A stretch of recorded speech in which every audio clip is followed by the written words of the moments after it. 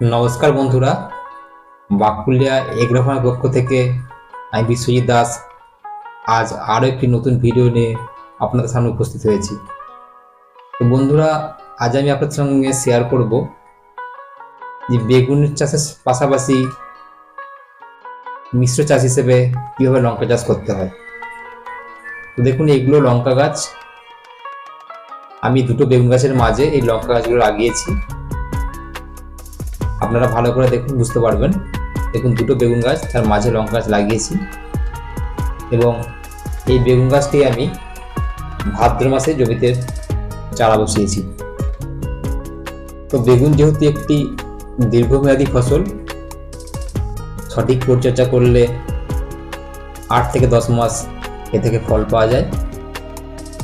তাই এর পাশাপাশি যদি লঙ্কা লাগানো হয় তাহলে সেই লঙ্কা থেকেও আপনি এক্সট্রা কিছু পয়সা এখান থেকে উপার্জন করতে পারবেন। তো লঙ্কা চাষের জন্য আপনাকে তেমন কোনো পরিচর্যা করতে লাগে না।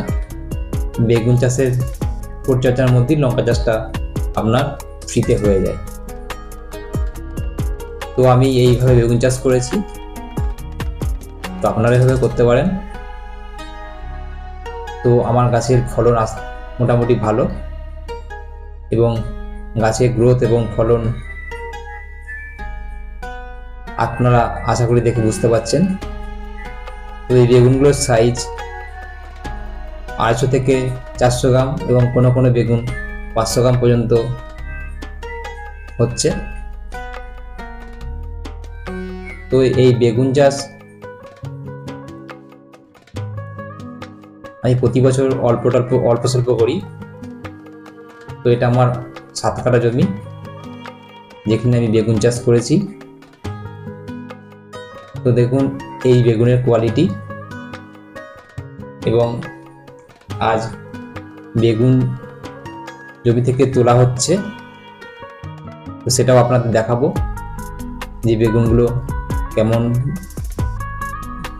তুললে দেখতে লাগে। তো এক একটা গাছে আপনার 8-10টা করে বেগুন ধরেছে, এবং যাতে বেগুন মাটিতে ঠেকে না যায় তার জন্য আমি দুদিকে সুতো দিয়ে গাছগুলোকে আটকে রাখার চেষ্টা করেছি।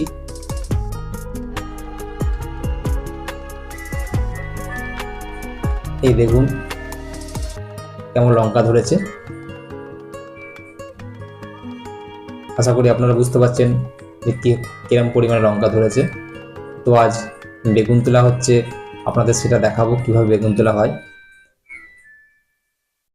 তো দেখুন ব্যাগের মধ্যে বেগুন রাখা হয়েছে এবং সেগুলো আপনাদের দেখাচ্ছি কেমন বেগুনগুলো। তো আজ এই পর্যন্তই।